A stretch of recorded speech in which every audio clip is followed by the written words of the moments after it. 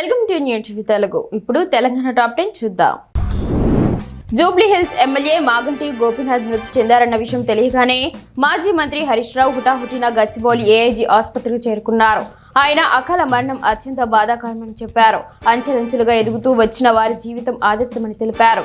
గోపీనాథ్ ఆత్మకు శాంతి చేకూరాలని భగవంతుని ప్రార్థించారు.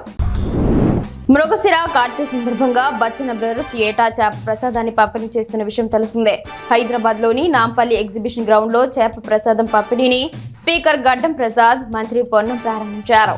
ఉదయం 9 నుంచి రేపు ఉదయం 9 గంటల వరకు ఈ కార్యక్రమం కొనసాగుతోంది. తెలంగాణ, ఏపీ, ఇతర రాష్ట్రాల నుంచి భారీగా జనం తరలివస్తున్నారు. రద్దీని దృష్టిలో ఉంచుకొని అధికారులు 42 క్యూ లైన్లు ఏర్పాటు చేశారు. సంగారెడ్డి జిల్లా పటాన్చెరు నియోజకవర్గంలో జిన్నారం మండలంలో 31.2 డిగ్రీల ఉష్ణోగ్రత ఉదయం నమోదైంది.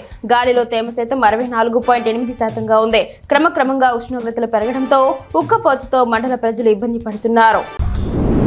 బండారు దత్తాత్రేయతో వ్యక్తిగతంగా తనకు చాలా సన్నిహిత సంబంధం ఉందని సీఎం రేవంత్ చెప్పారు. అజాత శత్రువు అనే పదం బండారు దత్తాత్రేయకు సరిగ్గా సరిపోతుంది. దేశ స్థాయిలో అటల్ బిహారీ వాజ్పేయిలా రాష్ట్రంలో బండారు దత్తాత్రేయ ఉన్నారు. జంట నగరాల్లో పేదలకు కష్టం వచ్చినప్పుడు గుర్తొచ్చేది ఇద్దరే నాయకులు. ఒకరు పీజేఆర్, మరొకరు దత్తాత్రేయ. మేం తీసుకునే నిర్ణయాల్లో వీరి స్ఫూర్తి ఖచ్చితంగా ఉంటుంది అని పేర్కొన్నారు. సంగారెడ్డి జిల్లా జిన్నారం మండల కేంద్రంలో రేషన్ దుకాణం వద్ద సందడి వాతావరణం నెలకొంది. లబ్ధిదారులకు 3 నెలల రేషన్ పంపిణీ చేస్తున్నట్లు రేషన్ డీలర్ రాఘవేందర్ రెడ్డి తెలిపారు. క్రమ పద్ధతి పాటిస్తూ గ్రామస్తులు రేషన్ బియ్యం తీసుకోవాలని ఈ సందర్భంగా ఆయన కోరారు. ప్రతి ఒక్కరికి 5 నుంచి 10 నిమిషాల సమయం పడుతుందని ఆయన తెలిపారు. గ్రామంలోని లబ్ధిదారులందరూ రేషన్ బియ్యం తీసుకోవాలని ఆయన సూచించారు. మునిపల్లి మండలం ఖమ్మంపల్లి గ్రామంలో సుమారు 10 సంవత్సరాలుగా ఎస్సీ కాలనీలో నీళ్ల సదుపాయం లేక అందరూ ఇబ్బంది పడ్డారని గ్రామస్తులు తెలిపారు. ముఖ్యంగా మహిళలకు నీరు లేక చాలా కష్టమైన పరిస్థితిని ఎదుర్కోవాల్సి వచ్చిందన్నారు. ఎలక్షన్ ప్రచారంలో భాగంగా ఇచ్చిన మాట ప్రకారం ఖమ్మంపల్లి గ్రామంలో మంత్రి దామోదర్ రాజనరసింహ కూతురు త్రిష దామోదర్ బోర్ వేయించారన్నారు. గ్రామస్తులు మంత్రికి కృతజ్ఞతలు తెలిపారు.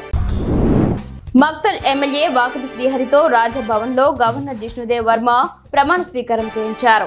వాకటి శ్రీహరి అనే నేను శాసనం ద్వారా నిర్మితమైన భారత రాజ్యాంగం పట్ల నిజమైన విశ్వాసం, విధేయతను చూపుతానని, భారతదేశ సార్వభౌమాధికారం, సమగ్రతను కాపాడుతానని, తెలంగాణ మంత్రిగా బాధ్యతను శ్రద్ధతో నిర్వహిస్తానని దైవ సాక్షిగా ప్రమాణ స్వీకారం చేశారు. అనంతరం సంతకం చేశారు. ఈ కార్యక్రమంలో సీఎం రేవంత్ రెడ్డి పాల్గొన్నారు. ఎంబీఏ, ఎంసీఏ కోర్సులు ప్రవేశాలకు నిర్వహించనున్న ఐసెట్ పరీక్ష ఆదిలాబాద్ లో ప్రశాంతంగా ప్రారంభమైంది. స్థానిక నలంద కళాశాలలో పరీక్ష కేంద్రం ఏర్పాటు చేయగా అభ్యర్థులు గంట ముందుగానే కేంద్రానికి చేరుకున్నారు. ఈ సందర్భంగా వారిని క్షుణ్ణంగా పరిశీలించి కేంద్రంలోకి అనుమతించారు. ఐసెట్ పరీక్ష నేడు, రేపు 3 సెషన్లలో నిర్వహిస్తున్నారు. కేంద్రం వద్ద పోలీసులు పటిష్ట బందోబస్తు ఏర్పాటు చేశారు. జూబ్లీహిల్స్ ఎమ్మెల్యే మాగంటి గోపీనాథ్ పార్థివ దేహానికి తెలంగాణ మంత్రులు కోమటిరెడ్డి వెంకటరెడ్డి, శ్రీధర్ బాబు నివాళులర్పించారు. గోపీనాథ్ కుటుంబ సభ్యులను పరామర్శించి ఆయన అకాల మరణం పట్ల తీవ్ర దిగ్భ్రాంతి వ్యక్తం చేశారు. మాగంటి గోపీనాథ్ చేసిన సేవలను ఈ సందర్భంగా మంత్రులు గుర్తు చేశారు. నాంపల్లి ఎగ్జిబిషన్ మైదానంలో చేప ప్రసాదం పంపిణీ కార్యక్రమంలో మాజీ పీసీసీ అధ్యక్షుడు, మాజీ ఎంపీ వి హనుమంతరావు పాల్గొన్నారు. ఆయనతో పాటు కాంగ్రెస్ నాయకులు ఆర్ లక్ష్మణ్ యాదవ్, బొల్లు కిషన్ తదితరులు ఆయనతో పాటు ఉన్నారు. రోగులకు అసౌకర్యం కలగకుండా ఏర్పాట్లు చేసినట్లు అభిప్రాయపడ్డారు.